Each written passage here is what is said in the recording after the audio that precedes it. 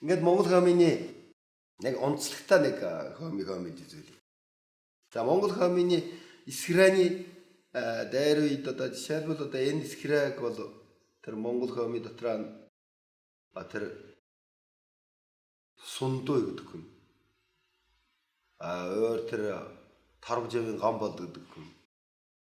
Өөр тэр зулсаар гэдэг энэ хүмүүсүүд маш сайн тэр Монгол хомыг одоо хомилж ижээ. Эхлээд тэрний онцлог хомины хэлбэр нэг иймэрхүү хэлбэртэй хомилдог бажаа. Эсхрэг.